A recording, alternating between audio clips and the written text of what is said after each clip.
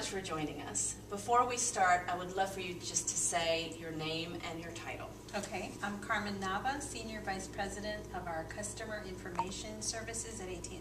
Terrific. Thank you so much, Carmen, for, first of all, being here today. Congratulations on the award. Thank you. And I want to ask you a couple of questions for two media partners of ours. The first one is mommyverse.com, which is a fantastic online community for Latina mothers.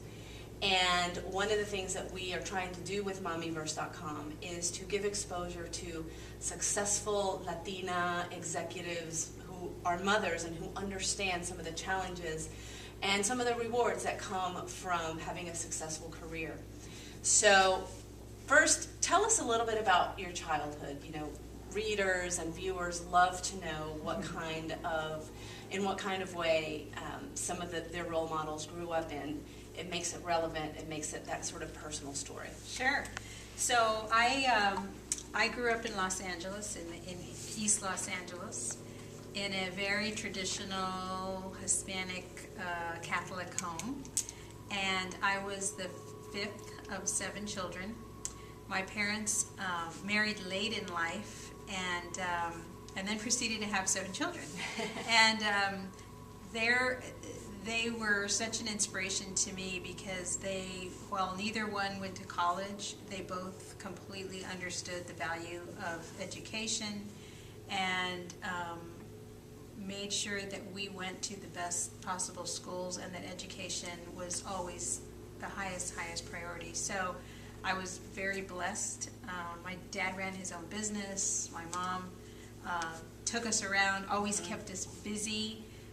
She would joke and say, you know, she had to keep us out of trouble, so we were all involved in sports or band or student council. We were always very, very busy, and it was all about, you know, focusing on our education because my parents just believed that with a strong foundation of education, we could go further than they were able to. That's fantastic. Where were your parents from? My dad was born and raised in Texas, in a little town outside of San Antonio, Texas. My mother was born in a border town. She grew up in Douglas, Arizona, but actually was born on the Mexico side of the border. And because her father was a carpenter, he would go back and forth. I guess in those days, you know, crossing the border was no big deal. People lived on both sides. A lot easier than it is today. A lot easier than it is today. So she, but she basically grew up in Arizona. Got it. And what stands out most about your childhood? I think the example that my parents set and the impact that they had on me from a very young age, the work ethic. You know, my father, because he ran his own business, literally worked 6 days a week, 12 hours a day. What kind of business was he ran his own printing shop. Okay. And yet, despite the fact that he was running his own business and was so busy, both he and my mom were very involved at our school and at our church, and they made the time to be involved in our lives, you know, growing up. And then my dad, I would go to his print shop after school, and I would sweep the floors, and I would help him get his desk organized, or stack up the paper, you know, that he was using for his jobs. And he had a huge impact on me. The story that I tell about one of the moments that impacted me the most, that has served me well in business. I was at my dad's shop on a Saturday working there with him, and I was a kid in school. I didn't really know much about business. He had been working on a job, a very large job for a large client all day long, and when it finally rolled off the presses, he put on his magnifying lenses and he started to look at it, and he and everyone working there had been on it all day. Mm-hmm. And he looked at it and shook his head and threw the whole thing in the trash can. And I remember running over to him saying, "Dad, what?" Because I wanted to go home. Right. I said, "What happened? I thought we were nearing the end. You know, the job was coming off the presses. What happened? Why are you throwing it away?" And he said, "It's not good enough." And I said, "What do you?" it looks fine to me, looks perfectly fine. So he put the magnifying glasses on me and showed me that the right margin was off. And he said to me, I'm not proud of this. This is an important customer. I need to give him my best work. This is not my best work. Wow. But if I give him my best work, he will be back again and again and again. So my dad retired at the age of 80 when he finally sold his business. And when we had his retirement party, customers came who had been with him for 40 years. Oh my goodness. So it was that commitment to quality and work ethic that served my dad well, and it really made a huge impact on me and you know, in my life. And I've tried to just really kind of emulate that commitment to quality, that it just served him so well, and I think it served anyone with that commitment. That's a well. great story. What lessons has your job and your career taught you, and what are you most proud of? Well, the things I'm most proud of are the thing I'm most proud of is actually has nothing to do with my career, but more with my personal life, and that's the relationship with my daughter and watching her grow and blossom into a young, accomplished woman. I wanted for her, just as my mother wanted for me, all the things that she didn't have, because my mom never got to go to college and she never got to travel very much, and I wanted for my daughter all the things that I didn't have. So I did go to college, but I never went away to school because my mom was not she wanted me to live at home and be close to home. Of course. So I wanted my daughter to go away and live in the dorms. I wanted my daughter to travel. I wanted my daughter to go to grad school, which I never did. And she is doing all of those things. She spent 5 months in India. She's now at Yale in a 2-year grad program. And so to me, just watching her live out this dream that I had for her, but embracing it as her own goals has really been the most fulfilling part of my life. From a career perspective, I took some risks. I left LA. I was very happy in LA. We had a wonderful home. We had a wonderful neighborhood. We had wonderful schools. My daughter had great friends. And when the company offered me a promotion that required a move to Dallas, we basically everyone thought we were crazy, right? To leave this stability. My mom lived not far away from us. She could help me with my daughter.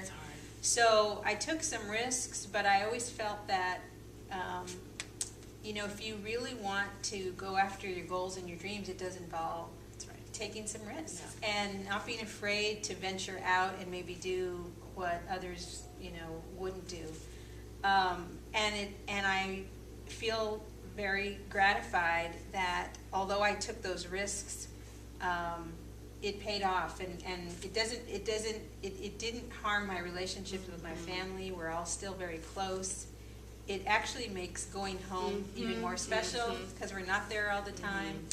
And I just wouldn't have been able to take advantage of all of the opportunities that were put in front of me had I not been willing to let go. And so sometimes letting go is the hardest part, and yet it's allowing you to open up all sorts of new doors that just wouldn't have been there. Because that could be very fearful for somebody who has always lived in the same place. Exactly. With a family, was surrounded by family. Exactly. So sometimes fear keeps us from making that leap. And to that point, you know, I've seen along the way just many talented people whose careers were stalled because they weren't willing to take those risks. And that's something in our community that I think we all grapple with, is our families are so important to us, and that sometimes translates into being physically close.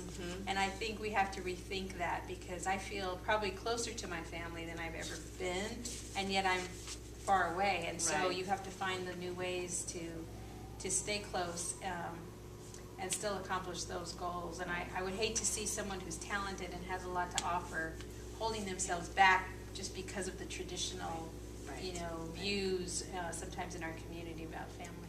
Hardest part about being bicultural and growing up in what you have said is a very traditional family, yet also embracing everything that the mainstream American society has to offer?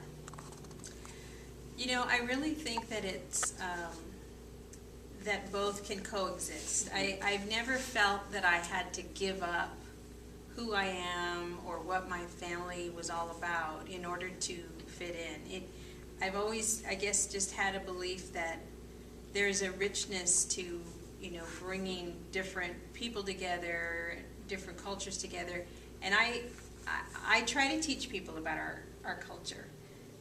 Those who may be, you know, growing up in the company, for example, some folks may have had limited exposure to either Latinas or Latinos in general, and so I always felt like, well, it's my job then to educate and help people understand, just as I want to learn about other cultures, you know, and try to share. And I've had, and it's funny, you know, sometimes the questions that we all get, you know, where people will ask, so what does your family eat at Thanksgiving?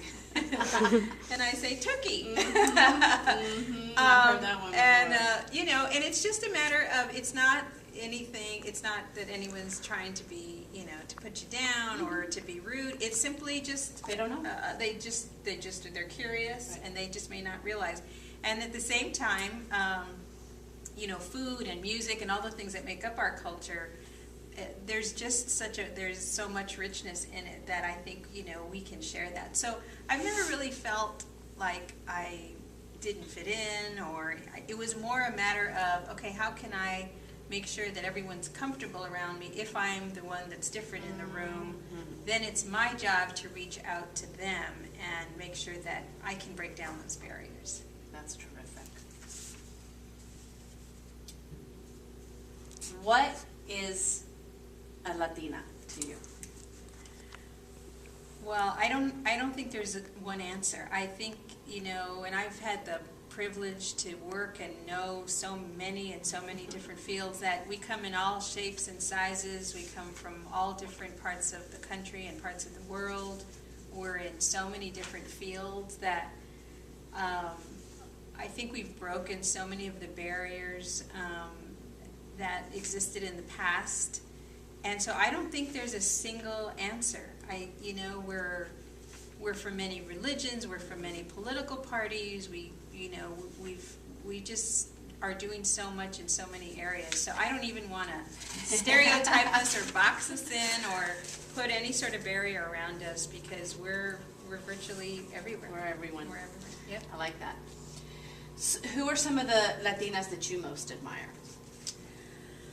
Well, there are. I mean, clearly, when you look at, you know, you look at some of the very accomplished faces in the public domain. You know, Sonia Sotomayor and so many women who have, you know, really advanced in their field, and in a way that maybe none of us dreamed of.